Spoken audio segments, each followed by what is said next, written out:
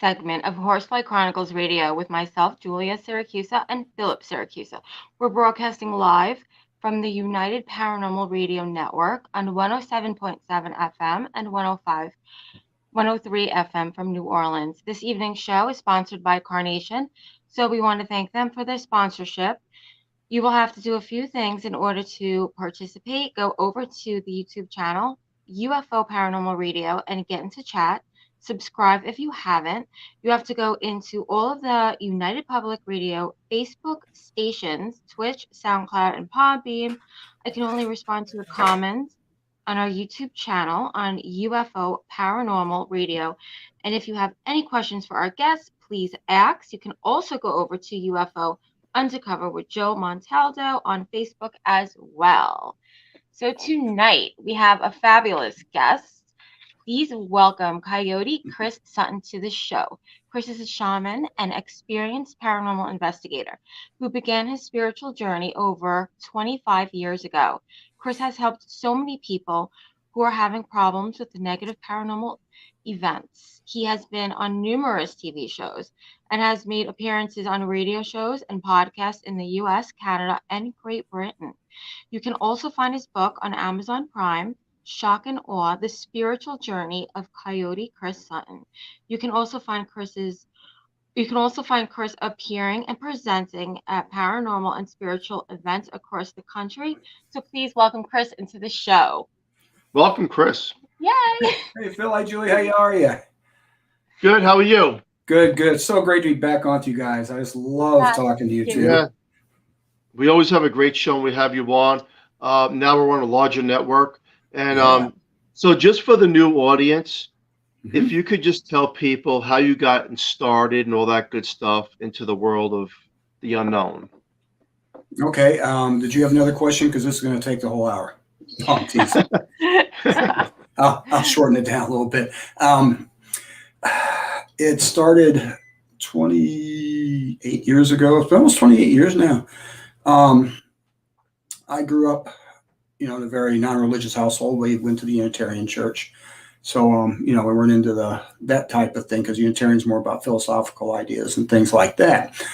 And so I was, as I go through my early part of my life, I'm pretty much an agnostic, very much into science, and just, didn't have much to do or any knowledge about the mystical side of life or the paranormal or Now I was always into UFOs. That was my first paranormal love. I didn't realize that's what it was then. But I started back in grade school and went through high school and whatnot. I actually still am pretty interested in it. But on this other part, the mystical part, I had reached a point in my life. I've been in social services for over 30 years. So I've always worked with people. And I was working with a group of adolescents who were juvenile sex offenders at the time. And I started, they were all victims too. And so I was starting to see and feel what they were seeing and feeling when they would tell their stories during therapeutic groups and things like that. And that was messing me up pretty bad because I just couldn't figure this out. And I got really depressed to the point where I was, clinically messed up. And so, I rallied back a little bit, but I knew there was something missing inside of here. I'd known it for a long time, but this was kind of the catalyst, I think, that got me to kind of open up. And so I always blame this on my wife. My wife's name's Julia too. And so she liked to go to powwows and that sort of thing. She used to dance when she was a Girl Scout in the Explorers. And so the big powwow comes where we lived in a little bitty town, East Central Illinois. And for some reason, the national powwow came to our county at the county fairgrounds. And so she goes, hey, I want to go. Let's go check this out. Now, I knew about the Native American culture historically, as far as through the religion or their spiritual beliefs and their customs about certain things. I didn't know squat. And so I thought, yeah, this will be cool. I've never seen anything like this. And so I go, and the powwows is up. They have the grand arena, the main arena there where a lot of the dancing occurs. But in this case, they also had some dances off to the side in these livestock barns. And so we're watching the main arena. So this is really cool. And I heard this drumming off to one of these buildings, and it sounded really intriguing. Something kind of pulled at me right here in my heart. And so I'm like, I'm going to go check this out. So I went in there, and I found out later it was a gourd dance, a warrior's dance. and the drumming is pounding, and the rattles are going, the chanting and whatnot, and it just became so.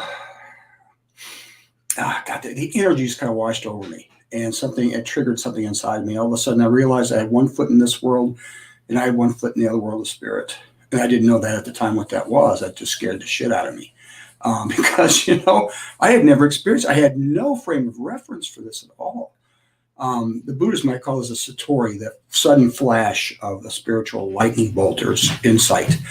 And so I walked out of there, pretty dazed up. And I went to now these days you can go on the internet, look this stuff up. I had no idea what to look for. So I walked over to the books and I just grabbed one. It was about a Sioux shaman named Black Elk. And I read that book, and that kicked it off right there. 2 months later, I was looking in this magazine because, the Sioux, they play with the pipe, Chinupa Wakan. And so I'm like, how cool would it be to smoke the pipe with some people, who knew what it was all about and everything, and to learn some of these things. That was just my first thought, just to experience praying with the pipe. And so I'm going through this magazine, and we lived real close to Chicago then. So in the South Burbs, they had a New Age shop there that they were having a pipe circle, and it has a phone number. So I call them up. I said, can I come to the pipe circle? I've never done anything like this before. They said, yeah, sure, you can come up. And so I, got way out of my comfort zone, because I never saw myself walking into a metaphysical shop in my life at that point in time. And so I go there, and we smoke the pipe, and I meet my first teacher, and it just goes off from there. Wow. Fascinating. Yeah.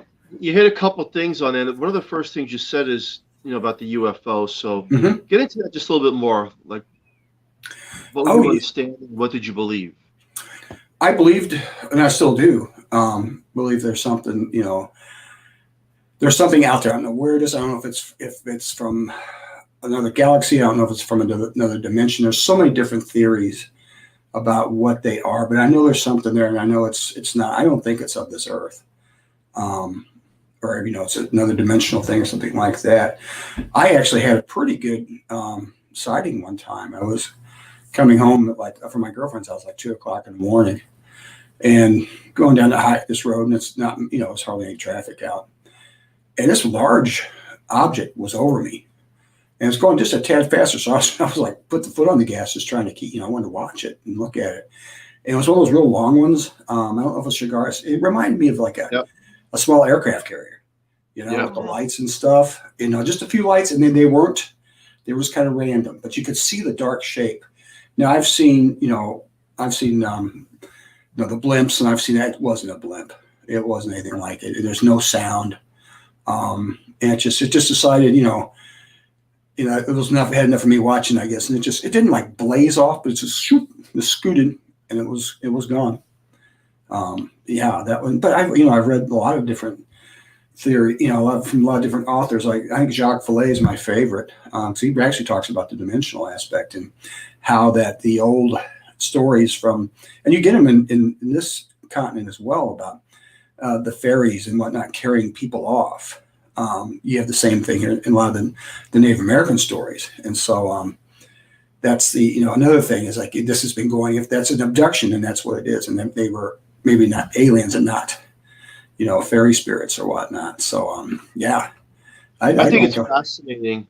I believe in UFOs and aliens. And then the skeptics would say this. I like to hear what skeptics have to say. I like both sides, even though I'm a believer. But I like both sides. And what they say is, well, how come these things appear and disappear so quick that they're not staying still in New York City in Times Square, right above the buildings where everybody can see it? Mm-hmm. Why are they so quick in and out that we're trying to make sense of it? So what would you say about that? Two possibilities. They are that quick, and they're able to displace space and time like that, or they're interdimensional. They can skip over to the other dimension very quickly. I don't understand the physics and stuff behind it. I haven't really looked into it, but I know there's a scientific possibilities for those things. People talk about Sasquatches. I don't know if this is true or not, but why can nobody ever find one? People see them, also bang, they're gone. And some people have extrapolated that they are part of that group of beings that they can flip in and out. I mean, boy, it's tough, but just because we can't measure it does not mean it doesn't exist or it can't be done. Yeah. But yeah, I mean, I would not sell put my kids up for sale on that sort of thing. But it's impossible. Sure, it is. We know that. You would. I would. Can I advertise that now on the show? No. That's right. Yeah. I think He's kidding. Yeah. No, but it's fascinating. You have Bigfoot, you have the Loch Ness Monster, you have UFOs, which are waiting for our disclosure. Right. First, everybody. That's right. Government coming forward, and hopefully don't spin like they spin everything else. Mm-hmm. And we have to believe what they want us to believe because we already know the truth, those of us who have encountered or seen. However, there was a scientist that came forward recently, brilliant lady, and what she said was that something you said, Chris, there's no turbulence, there's no propulsion system, therefore it's as if they're coming through dimensions on their own, but it's like we're seeing something, we're trying to perceive it in our dimension.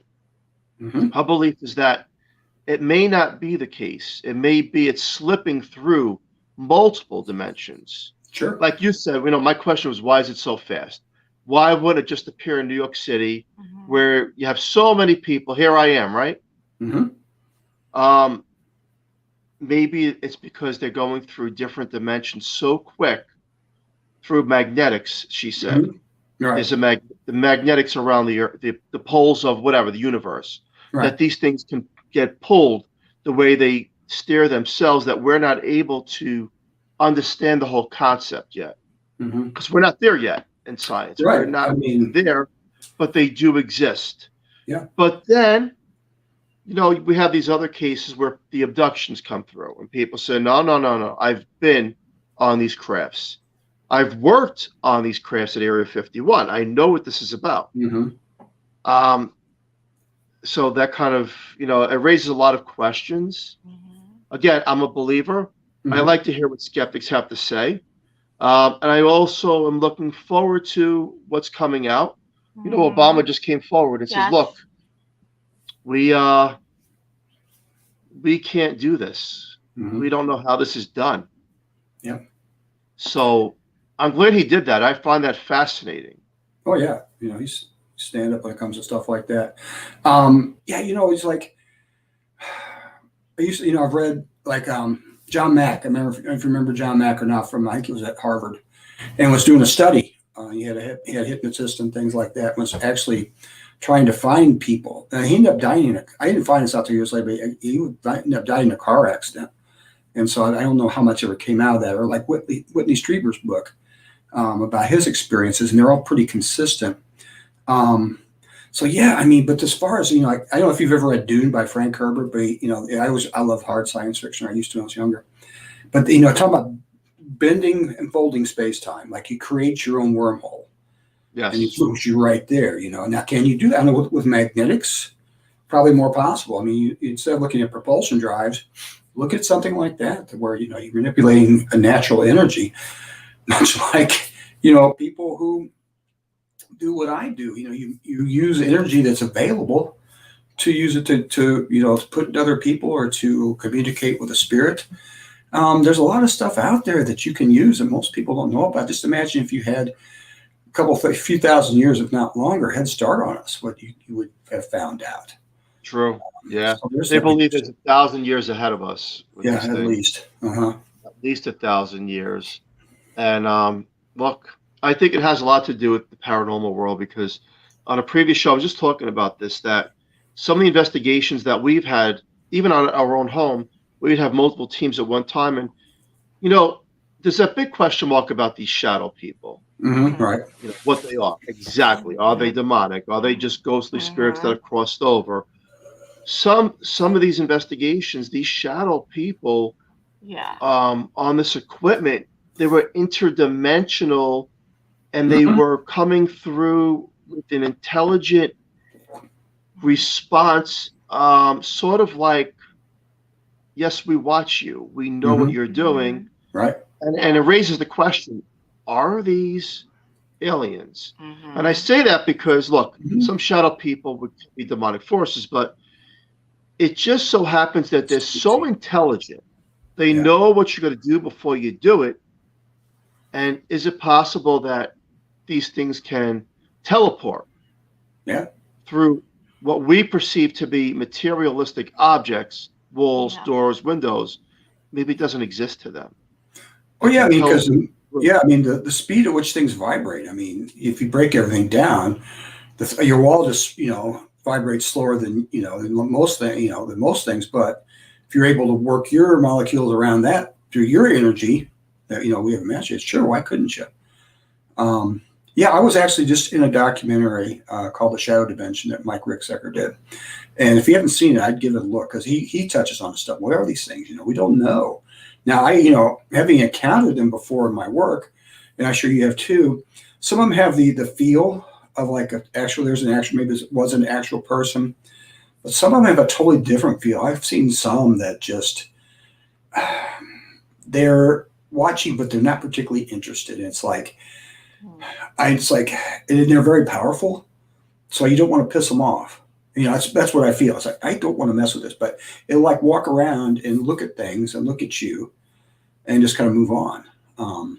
Like what other ones will try to interact with you. I've had to interact with shadow people before, and they'll do things. But some of these they're not that. They're something entirely different, and they have their own unique feel and their own unique energy that transcends what I would call maybe a spirit shadow person. I agree. I Definitely. definitely agree with you. Mm-hmm.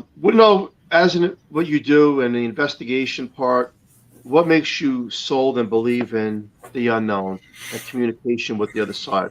Is it yourself, or is it equipment, or is it both? Oh, it's me.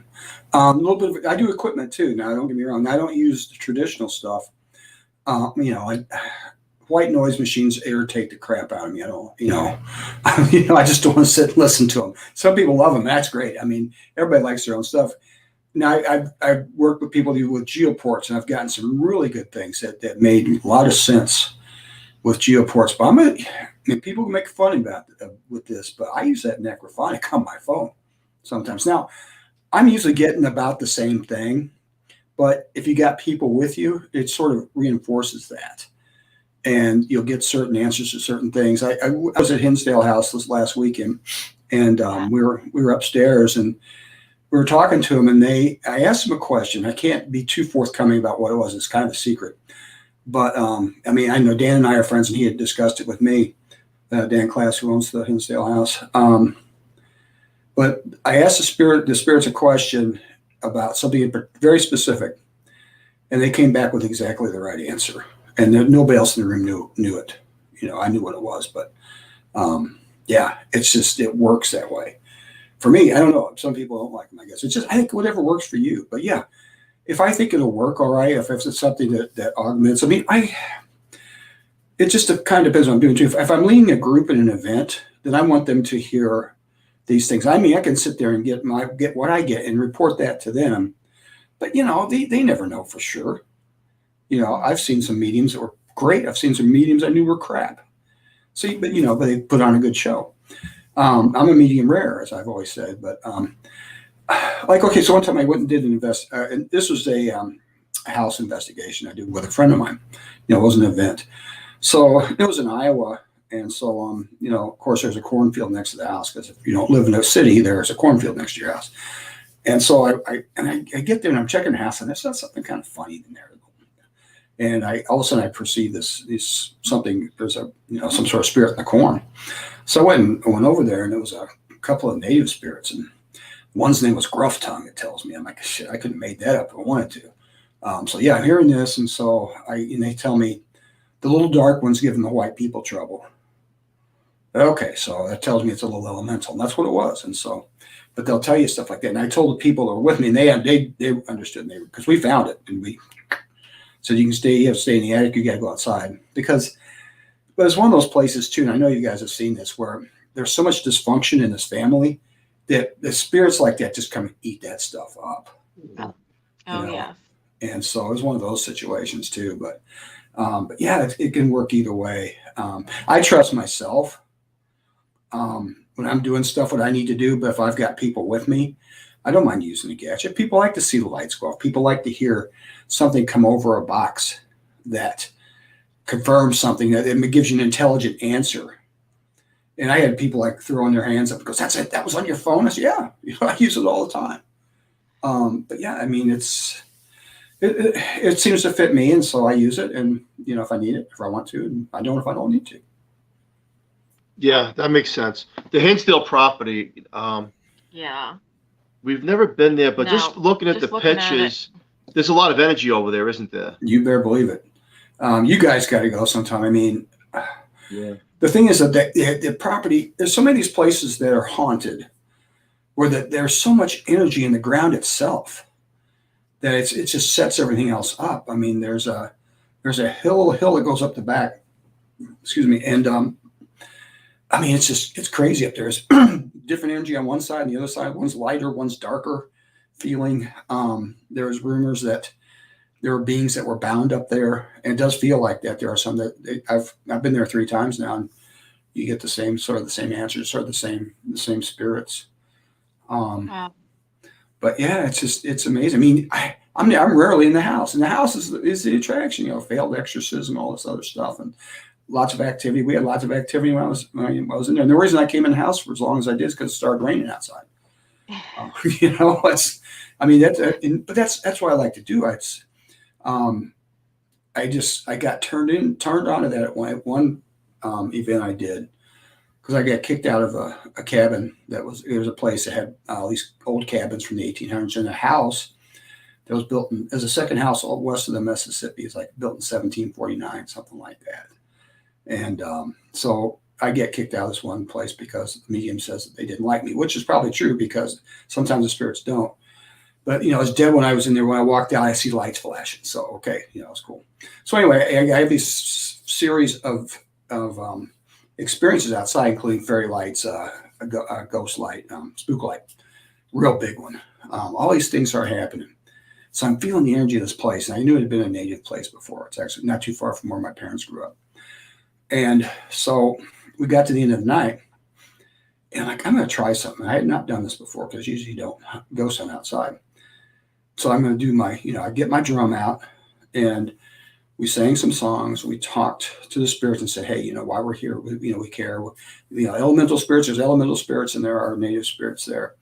And just, and we're just being real positive and thanking them for all who they were and saying we're sorry for what happened. And right after I did the last song, the trees started swaying. One tree started swaying, and there's no wind.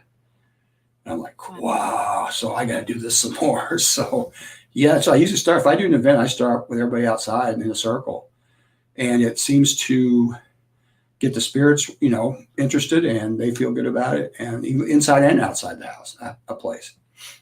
So yeah, it really sets things off sometimes in a positive way. Do you think that from the locations that you've been, mm-hmm. is it residual, or is it active, or is it both? And now I say active, I mean as intelligent as mm-hmm. the spirit's saying, no, I could see you right now. Yeah. I know what you're doing right now. Yeah. I believe both. I guess it could be true any place. You have a mixture of the two, especially if you got a place where a lot of different things have happened, like Hinsdale, or like a Civil War battlefield. I mean, just all sorts of crazy stuff happens. So yeah, you've got that potential. Then you've got all this energy in the ground. I've seen places that were haunted that shouldn't have been haunted because nothing really bad happened there. But you go out to the land and you start feeling the land itself, which is part of, that's what I do. I feel the energy in things, whether it's ground, sky, or whatever, in people.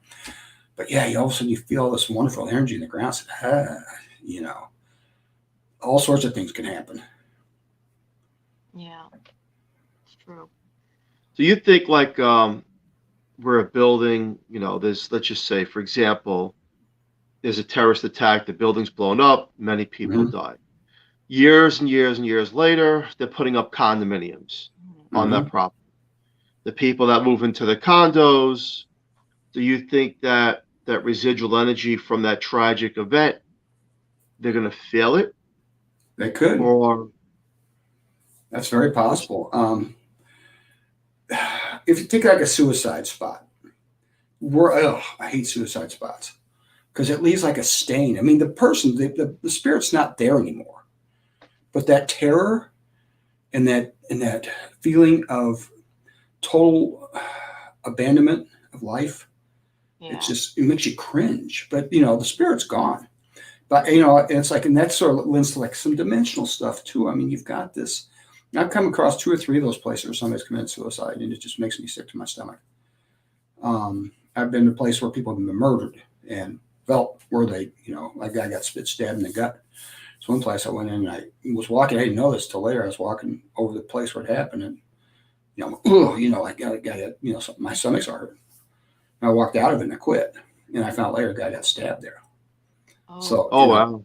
Yeah. So, and that's residual stuff right there. So, yeah, you get, that's like a Civil War battlefield. I went to Pea Ridge one time. I've never been to Gettysburg, but Pea Ridge is in Arkansas. And I didn't even think about it as being stupid.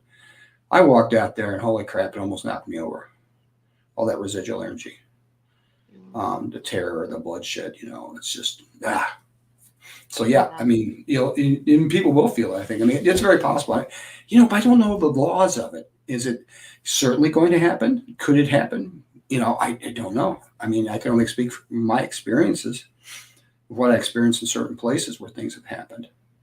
And this brings me to a question, Chris. Let's think about this for a second. You ready? Yeah.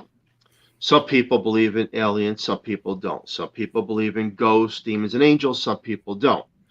Is it just possible that the people that do believe are the lighthouses that are able to see, sometimes virtually and sometimes through the mind's eye or through some form of telepathy, the other side, where others who do not believe in anything can still be in the same locations and not feel anything because there is no belief system?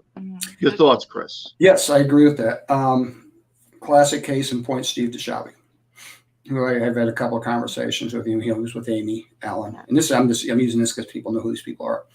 And Steve was told me, we were talking, a bunch of us were talking to him, that he goes, I don't know why people invite me to these ghost investigations and stuff, because I go up on the floor and they quit. There's no activity that stops. It does. He's like a null. He goes, he doesn't believe in it, and boom, it's not there. We've talked to him. Yep. Yeah, I mean, they just scatter. Even the other people don't feel them. And so, yeah, I do believe that's true. I mean, does that mean somebody can't wake up to it? Yeah, I mean, pity. I mean, I have had to help more people who were pretty sensitive empaths that didn't know it, and they go on their first ghost hunt, and some spirit picks up on that, and the next thing you know, they're having a great time, and next thing you know, they're crying, or I don't know what's wrong with me. I said, I know what's wrong with you. Come on, let's go outside and get you back together, and explain to them, you need to learn how to shield yourself from these things. You're an empath, and that's it. That's just the first sign. We don't know what else you can do. But yeah, that breaks through sometimes. I agree. I think the belief system has a lot to do with it. Now you take Amy Allen. I used to love watching the Dead Files, and she scares me because she'd go to some locations and be like, "This thing is 7 feet tall. It's got 5-foot arms," and I'm like, "What are these things?" And she has a description of them and a name for these things, and I'm saying to myself, "Is it real? Does it really exist? Can she really see these things?" And then another person could be in there, like the family. They say, "Well, we're being haunted and tormented, but we don't know what." And then you got a guy like Steve who's there to do the research, Steve DeShavi, do the research, get the background, but yet he is part skeptical of some of the things, but he's a great investigator. Yes. Right. Which makes a perfect show, of course. It does, exactly. So my question is then, is it going back only to the belief system that these things, aliens, demons, ghosts, do exist? Or is it more factual information, whether you believe or not, it still does exist? Do you understand where I'm going with that question? Yeah. I'm going pretty deep with that. I'm going into the point of, it's about the intentional belief. If you have an intent of a belief, and these things, they do exist to you. And if you don't have an intentional belief in anything, it does not exist to you. Now, I think if you believe or you are open to it, you're more likely to have those experiences like you're talking about. Somebody who doesn't won't. However, when confronted with something very grossly obvious, like these videos that they're being shown of the of these what they call them now, that they don't call them UFOs, it's unidentified aerial phenomena. You can't refute that, so it starts to kind of crash that. Now, when it comes to the spirit world, when it comes to that shadow world, they can insulate themselves pretty well, just by because if I'm doing healing work on somebody, if I'm doing a psychic work with somebody, if they choose not to accept the energy, or if they wall themselves off, it's not going to work, because it's the energy aspect. You can create a boundary around yourself, whether you know it or not, that will not allow this in. The same thing with your senses. If you're so blinded that this can't be true, you're not going to see something until it finally hits you in the head. I know I heard a story of a guy, and I've more than one person has verified this actually happened. I've talked to different people who were there. I think it was at the Farrar School in Iowa. And some guy was running his mouth and said, "This is bullshit. You guys are stupid." Somebody I would have thrown out well before he got as far as he did. But because I don't believe in people ruining other people's experiences. I always tell people, hey, if you believe what you want to believe, but people are here because they want to have a good time. Yeah. So anyway, this guy's, oh, this is stupid. It's about 5 minutes, I guess 5 minutes before the thing was over. He'd been running his mouth. All of a sudden, they got in a dark place. The guy was on the floor. They had to carry him out. Someone whacked him. And he's a believer now. Wow. And this is my own experience is I was teaching a class on, might have been, I do an intro to shamanism class. I don't teach people to become shaman, but I tell people what it's about. And some guy came with his cousin or something like that, and he was skeptical, which is fine. I don't mind. And he wasn't too bad. He would ask questions like, "How do you know this? How do you know this?" It's just like, cool. I understand it. So I'll explain to him my words. So we went out back I take him out to talk to the trees and stuff like that, to exchange energy with trees. And so we're talking. He goes, "Well, how do you know this stuff happens?" I said, "Well, in my case, if you look straight up, there's a hawk circling us." He looked up, and sure enough, there's a hawk circling. I just knew it was there.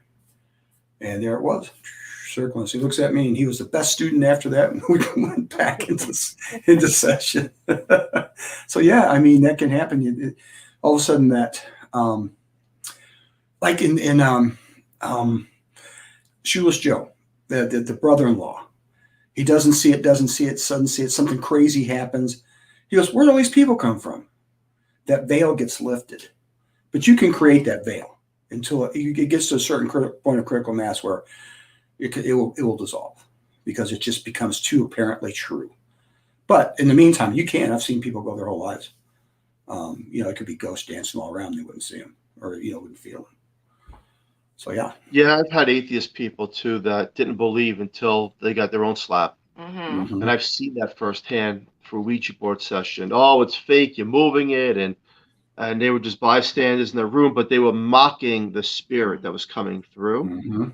And the timing of what happened to them unfolding in the next couple of days, to me, was no coincidence. It was the spirit saying, "Let's play. Yeah. You want to play? We'll play now." Yeah. And I would get phone calls in the middle of the night. "I'm afraid. I can't believe this is happening to me. Different type of insects are in my room now, and now all of a sudden my car don't start. I'm having problems with my job. My girlfriend wants to leave me. What's happening? What did I do?" I tell people, look, respect the other side. That's right. You don't know who and what you're talking to. Respect it. Whether you believe it or not, don't disrespect that side, because you don't know what they can do. And again, I've seen that, and it's quite scary, because they are more stronger in energy than we could ever think of being. And what they can do to the mind, they can decay the mind so quick that people go into these hallucinations and these suicidal thoughts. And all of a sudden, they don't even know what they're doing in life anymore. So you got to be careful of the words that you trend, because they can come back to haunt you. I worry about all the little kids out there who are dabbling into this for the first time, and they don't know what they're doing, and that is what really scares me. Yeah. Like, you know? Yeah, they do, and they're imitating people and who don't know what they're doing. They see stuff on television. Not everything on television is fake, but they put a lot of it on. I know that, and they see that sort of thing. You know, you see somebody taunting, or if you see somebody, you know, I love that. I saw a meme the other day, a while back. Goes, you have to be 21 years old to drink alcohol, but you don't need to be 8 years old to summon the devil. You know, it's that little 8 years and up for the Ouija board. So yeah. I mean, that's why I always try to teach kids, and my kids grew up knowing what things were about and how to respect it. And so, but they need to learn it. But you're right, Julie. I mean, that scares me too, because there's a lot of ignorance out there today, and it's going to cause trouble. I mean, I'm glad people are into this sort of thing, but if you don't treat it right, it's going to come back on you. Yeah, definitely. Hey, Chris, have you ever done an investigation or try to communicate with the spirit, whether it's through your abilities or through equipment, asking the spirits that have crossed over, hey, are there other life forms, such as interdimensional beings, that do exist? Did you ever ask that question? I don't think I've ever asked it directly. I may have done it in a counter, like, is there anybody else there with you besides you guys, or like that? No, I've never been that specific about it, though, Philip, and now I will be. Now you've got my curiosity aroused. Yeah, next time I will do that, because that is something to find out. Is there anybody else there with you? I mean, I've seen, like I said, these elementals. I see them as elementals. That's what they come across as, but what are they really? I don't know. They're shadowy, but they're not. Like I said, they're different. They've got this sort of different power. So yeah, now I'm gonna have to figure that out, because they're coming through the same place that the ghosts will come to. Because some places are so lit up, they're so powerful that these transient spirits will come in just to check it out. Get something to eat. And what else is coming through with them? Yeah. Or is that who's creating the portal? And then the ghost is coming through because this alien or elemental has created the portal. Created it. I don't know. The last time we had you on our show, I had raised a question, which I would love to see done, but I don't think that they would allow it.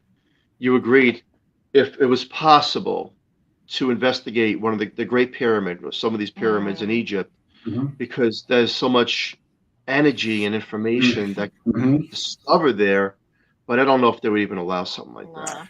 I kind of doubt it. You never know, but yeah, that's dicey business, especially with like native sites. I'm real reticent to do anything like that. Like I live very close to a place called Cahokia Mounds, where they've got 70 something mounds. That's just not that's the ones left that didn't get knocked over to use for roads and things like that. They have a very large, spectacular mound. And I did a little tobacco ceremony up there one time for some people, but I don't, but it was just meant to educate. It wasn't meant to really raise anything, or to talk to anything. So I'd be real careful about that, because you can step on a lot of toes. I'd probably be interested in going to England and doing something like that. I feel more comfortable with that. So yeah, I mean, I'd love to do it. I mean, the pyramids, I'll tell you, I'll be honest, I probably would take a shot at it. I'd love to go into America's Stonehenge sometime up in New Hampshire. I had a dialogue going with them too, because they were on Horsefly. So I messaged the guy and he answered me back. And he said, look into it for me, but I'll have to ask him again. But yeah, after watching that, I got to go. And I'm not one of these people that just has to go somewhere. Very rarely. But I saw that, I said, I got to do this somehow. So we'll see. That would be wild. I want to talk about your book. Okay. So your book's on Amazon. What inspired you to write this book? There it is. And usually I don't have one in reach, but I just happen to have one tonight. Hey, can you just hold that one more time close to the camera? Yeah. For our viewers. Perfect. Great. There we go. To get that on Amazon. Okay, let's talk about that. Yeah, what inspired you to write this book? You know what? I've been trying to write a book for years, and I've got more manuscripts started and abandoned than Carter has little pills, as they used to say. You know why I wrote? I mean, I wanted to write it anyway, but I needed some way to do it where I was comfortable with the process. And so this book is based on 2 interviews that I did back in 2018, early 2019. And what I did was, and I have them, they're on Quasm. It used to be Video Space. They're on Quasm now. It's the same thing. They just changed, Elizabeth Saint changed the name and stuff. So I had these 2 videos, and they hadn't been put up there yet. So I called a friend of mine, Mike Ricksecker, Haunted Road Media, who's a publisher, and I said, how I want to get this transcribed. Now, I'm not going to sit there and type it myself. I'd still be doing that, and I'd be on the 4th page. But so he tells me about his website. You upload it, and it spits it out. So I did that. And it's like, and the reason I got the idea from, it wasn't an original idea. Joseph Campbell, the mythologist, had done a series of interviews with Bill Moyers on PBS. And I actually own a book that has it's a transcription of that whole interview. So I'm like, I'm going to do this. And so I got it transcribed, and I got to looking at it, because what the book is much more than what's in the films, in the interviews, because I had to expound on things. Otherwise it wouldn't make any sense. It makes sense if you watch the video. It doesn't make sense if you're reading it. So, I added a ton of stuff and edited. I had edited it like 5 or 6 times just to make sure that I was happy with it. So my father was an English teacher, and he taught lit and all that kind of stuff. And so and he was always, he was never critical of what I did or anything, but I've always got that thing on my head, like, oh, you got to make it perfect, So anyway, I had a base to start from. And so I edited it. I added a lot of stuff to it that makes it flow better and gets more information. They each stand on their own, but the book has more information in it. And the reason I wanted to write it the most was not to, it's not about Chris Sutton's a great guy, he's all this, he's all that. No, that's not why I did it. Because I cut myself down pretty good in parts of it. But I wanted to show people, if I can do it, you can do it. And this is the process right here. You find out what kind of gifts you have. You find out where you want to go with it, and you learn how to let Spirit make the decisions instead of you.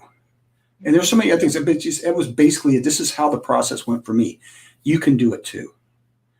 And I got right in there someplace. This is why, by reading this, helps spark you towards something to make yourself, into something more and become more of your really true self. Because a lot of us are living false lives because we're doing something that somebody else wants us to do. How true is that? And this is to break you free of that. To say, no, I have got to be me. I've got to, this is my life. And Spirit has given me a gift. And we all have a gift from Spirit. This is what we talk about in this is Sealess Medicine tradition that I'm part of. That we all have a gift from Spirit. And our job is to pray or meditate and figure out and to experience what this gift is. Then you don't go out and start helping people yet. You heal yourself first. And it talks about this, how I had to do to heal through what I went through.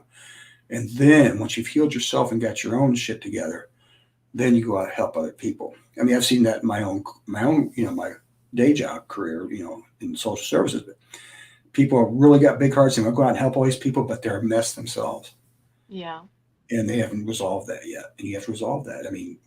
Part of it is through my medicine work, part of it is through counseling. And I'm never ashamed to say that. I've been through therapy. I still go once in a while just to make sure there's no screws loose, but it's just good to talk to somebody because, yeah, you live such a varied life that needs something to keep you centered. Life's hard. Yeah, it is. If it wasn't hard, it wouldn't be worth it. Yep. The hardest things are the ones that are worth it the most. They say that. Very true. It's true. I'll vouch for it. Yep. The best things are free. Yes. Very true. Yeah. But I think it's fascinating. So that book, get it? Amazon. Yeah. What's the title again? Shock and Awe: The Spiritual Journey of Coyote Chris. If you just put in Coyote Chris Sutton, he'll take you right to it. Yep. So yeah. And it's on my Facebook page too. Thank you.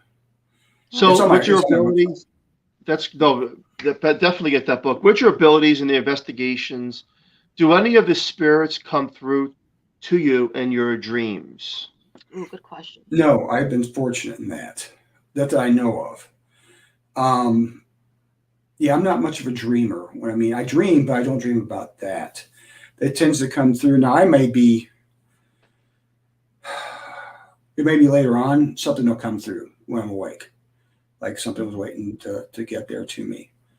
And so that does happen. We had an incident this weekend where one of the attendees, a younger girl, 20, I guess she got scratched. And usually they're not like that there. And I guess she got scratched, and Dan wasn't said, hey, you got to cut that out. That you already talked about that. So she comes up in my group later on, and I'm looking at her, and something tells me, what's going on. And I said, oh my gosh. I said, I wouldn't talk to her. I said, listen to me. There have been investigators that come here with young, when they'll take the youngest one. I've seen this, people do this stuff on television. They'll take the youngest person, use them as bait. Mm. And she goes, and I think they thought you were bait. Oh. And she goes, yeah. She goes, I think that makes sense. Because she kind of felt like that too. Just kind of, I had no connection with them at all. So it happens to me like that sometimes, where it's like I go through something, and then it's almost like an afterthought a day or two later. Oh, okay. It's finally, they're able to get through to you. But no, dreaming is never, there's actually an art to that dreaming stuff. I just never, I dream about weird shit. So, it's a dude ghost. I could be going to work in your underwear and that kind of stuff, Well, sometimes I ask the question as well that, did you ever have a dream where there's people that you never met before in the physical world that are out in the dream? I have, and I heard that means it's a spirit. And so, yeah. I guess I have dreamed with spirits before. It's never in a negative way. I tend to, if I dream about spiritual stuff, it tends to have to do with the shamanic side. One time I dreamed that I was at my desk at work, but I was outside. And this huge thunderstorm pops up, and the rain's pouring, the lightning's, flashing, and everything. It's getting all my papers wet. And that tells me two things. One, that shit on your desk ain't that important. Two, the thunder beings are talking to you. That's, and that's very powerful stuff. And so you have to, these dreams, you got to do different interpretations, because that would be more along the lines of when you're asking or meditating or praying about what your medicine is or what your gift is, you would have dreams like that. That would tell me, a whole lot about that person. And it also tells you a lot about yourself. So I suppose I have, but it tends to be more on that side, not the ghost side or the elemental side. It tends to be more, I'm more likely to dream of a spirit guide and whatnot. So than that type of stuff than I am to anything else. So, it does, but just on the other side of the coin. Because, that's how I started. I didn't start in the paranormal. I started my spiritual path well before I got into paranormal. It's at least 5 years before I got into paranormal. So, yeah. What's your thoughts on reincarnation? I didn't used to believe in it, even after I started this sort of thing. But I've met people, one person in particular, I knew, and she knows it. She knows me very, very, close. And that's weird. It's also it's difficult because to meet somebody like that. But so I'm like, I guess I got to kind of go with it. So I believe that more that I've looked into, I believe that you have a choice whether you want to come back or not. You can say I'm done. Now, some people, I think some souls, they look for perfection, but they look for completion. And so they want to make sure they want to go through all the tasks. They want to become the best soul they can. The Buddhists have a term called bodhisattva, enlightened soul. And the bodhisattva could go to nirvana, could, get out of the cycle of suffering. That's what life is, a cycle of suffering. But they choose to come back. Now, I'm not saying this is me. It'd be cool if it was, but I don't, that's how I live my life. So I would never say, but I still would never say, because sometimes I think about I want to go home, and I'm like, where's that coming from? I am home. So, but anyway, the Bodhisattva comes back on purpose to help people get out of the circle of suffering to achieve their highest self. If a lot of times it's not a lot of times, but sometimes you get situations where a child or a young person dies tragically. And you could just say, oh, God, why would God kill my, it's God's plan? No. So I think a lot of those situations are that person, that soul came back purposefully. Because when we see things like that, we can take it two ways. God's going to kill me, or this world's awful. Or, wow, that soul came down, sacrificed itself to show us that life's too short and don't worry about that little stuff. To be, be truly present, be truly alive.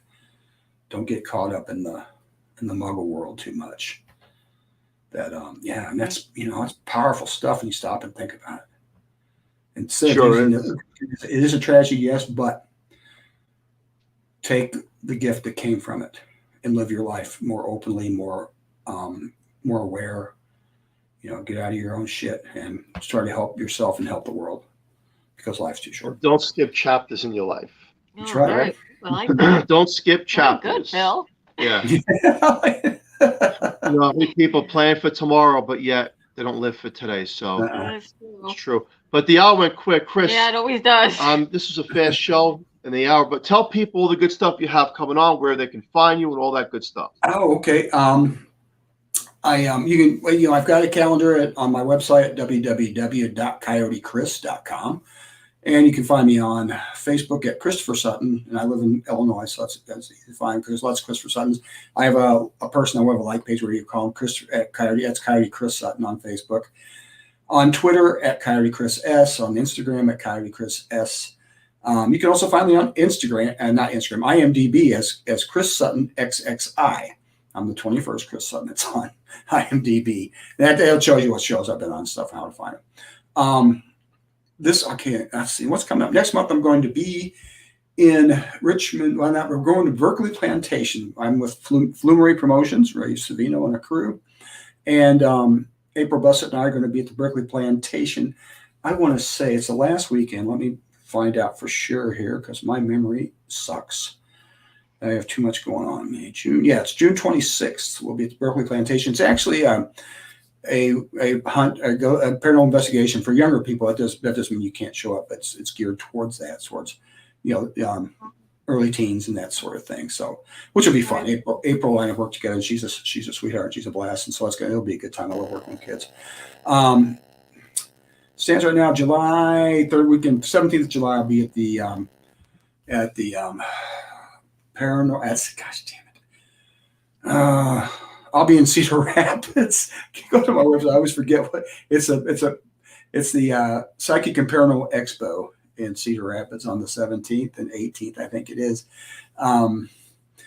In August, the 22nd, I think it's the 22nd, it's the third week in August, I'll be at the Midwest Annual Paranormal Festival in Marshalltown, Iowa. That's all. You can look that up on Facebook. It's out there.